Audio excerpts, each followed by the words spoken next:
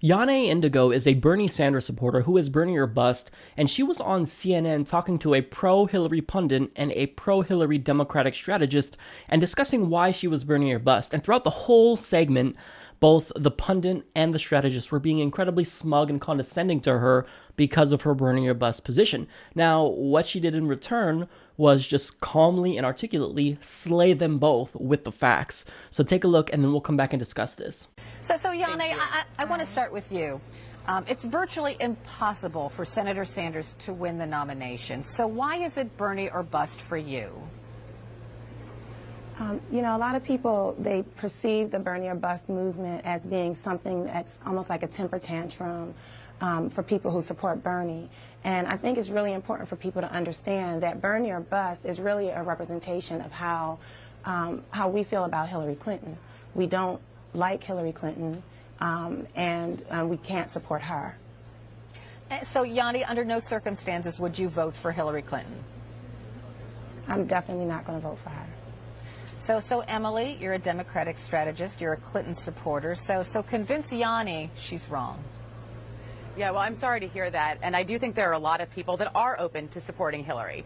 And really, the difference between the candidates has always really been in degree and not in kind. Look, there's no question that Sanders brought forward a lot of issues that really tapped into what a lot of people are feeling in this country right now and want to be talking about: income inequality, affordable college. He talked about free college. He talks about affordable college, money in politics. But the reality is that these are issues that she actually had in her platform, have always been a part of her platform, and she talks about increasingly more. He did put a real spotlight on them. He talks about them in very simplistic terms. And so I think it has forced her and her campaign to talk about them much more broadly and put them more front and center. But look, this campaign is going to, this general election is going to be about who can move Emily, because I want to see if any of that makes sense to Yanni. So when you hear Emily say those things, what do you think, Yanni?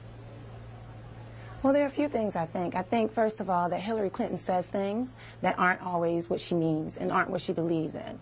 And she's demonstrated that, and one of the clearest ways that she's demonstrated that was in 2008 when she was running against then Senator Obama for president, and she claimed that she was going to, that she was against the Colombian Free Trade Agreement, and that she was going to be basically lobbying against that, and that's what she said publicly during her campaigning. But when her emails came out, we saw that what she was actually doing behind the scenes, out of the public eye, was actually lobbying for that exact agreement. So that's evidence for us that what Hillary Clinton says in order to win the election doesn't really have anything to do with what it is that she's going to actually do if she becomes the president. And so whatever she's talking about on her platform, I just don't trust her. And so while I do agree that there are a lot of things.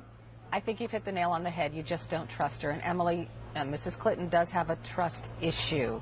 So what can you say to voters like Yane to say, yes, you can now trust Hillary Clinton. She means what she says? Yeah, that is clearly her highest vulnerability. That is something that we do see pervasive, and this has been a theme of media attacks on her for the last 20 years. Look, we forget the fact that most politicians come into the main stage at the same time to America. Maybe their state knows them, maybe their district knows them, but people generally get to know them all at the same time. That is not the case with Clinton, and there have always been these attacks on her for whatever reason. But I think that as we get more into, her history, her commitment, that we see that she actually always has been committed to fighting for people that don't have a voice. Well, it has always been there in her public service.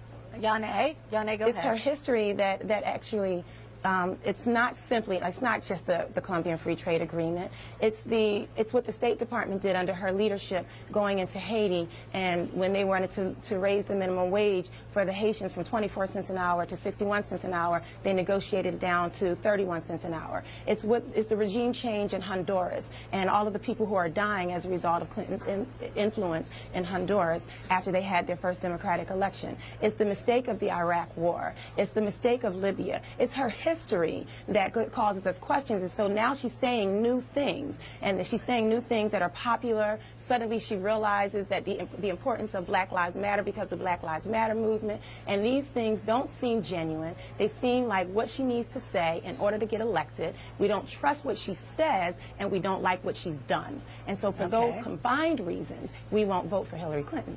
Okay, last word, Emily.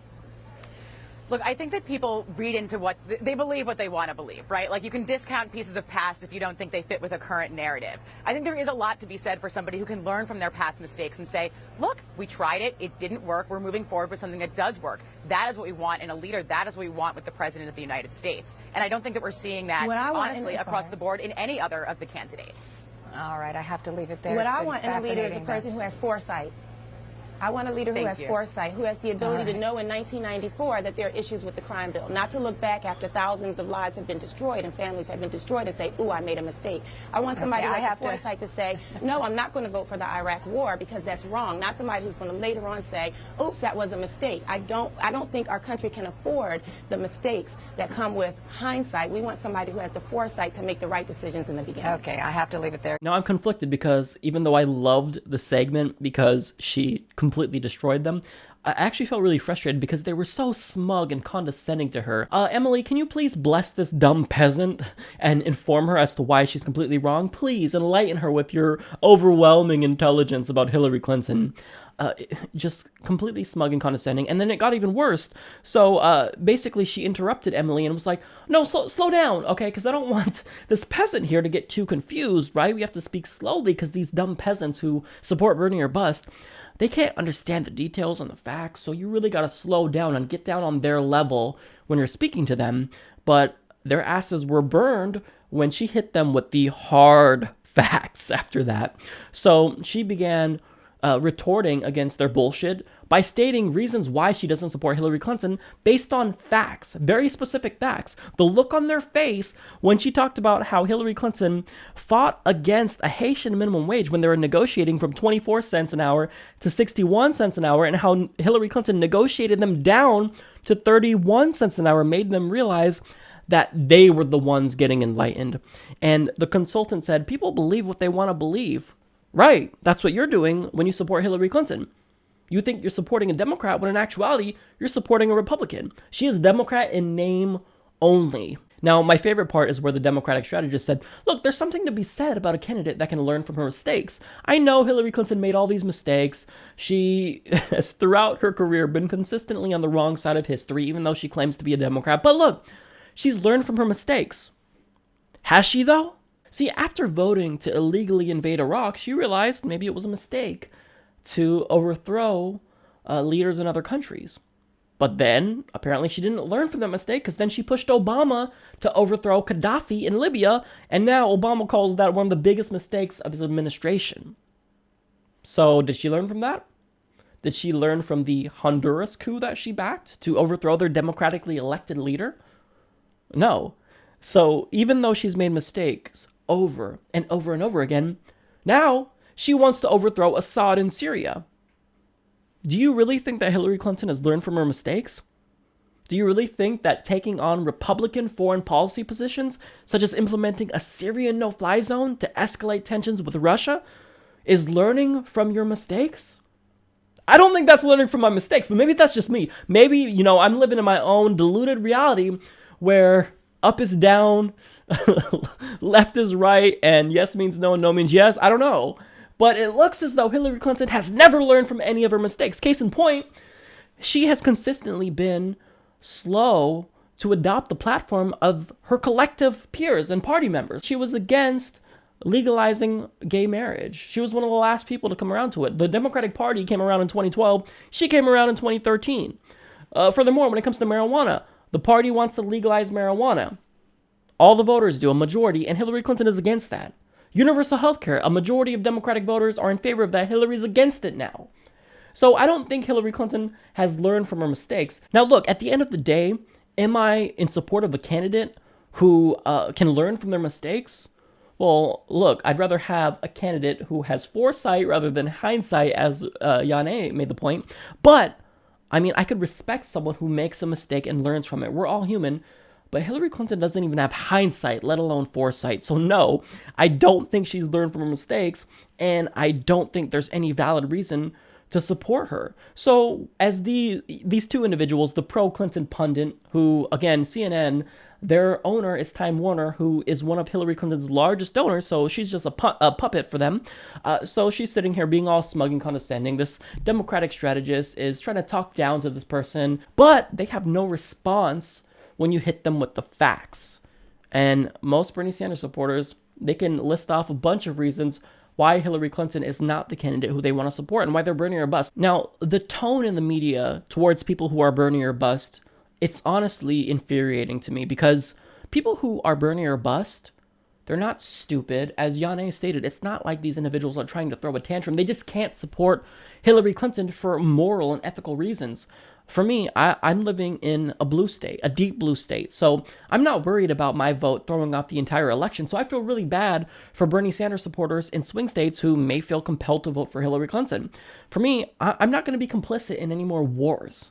Okay? When I voted for Barack Obama and then he immediately ramped up drone strikes in Pakistan, Yemen, Somalia, I felt as though I not only, one, was complicit because, my tax dollars funded those bombs to kill civilians, but I basically gave him permission by voting for him. And I'm not going to do that for Hillary Clinton. I'm not going to give her permission to commit atrocities abroad to help out defense contractors. I can't support a candidate who is taking the Democratic Party in the wrong direction. So this is a personal decision. These people aren't irrational. They're not trying to get Donald Trump in office. We don't support Republicans. That's why we won't vote for Hillary Clinton, because she's very close with them on basically every issue, with the exception of social issues like LGBT rights now, thankfully, and abortion. So for me, I just have no reason to vote for Hillary Clinton. I'm not going to vote against my own interests. I'm not going to send the message to the party to keep abusing me, to keep representing special interests as I cast my vote for them. No, thank you. So people who are burning her bust are not stupid. So the media really needs to stop acting like it, because this is a rational decision, and it's one that's personal that each individual has to make. So shame on them for talking down to a Bernie Sanders supporter who's burning her bust, but we know why they're doing it. Again, the CNN pundit is a puppet. Anyone on CNN is representing the interests of their parent company, Time Warner.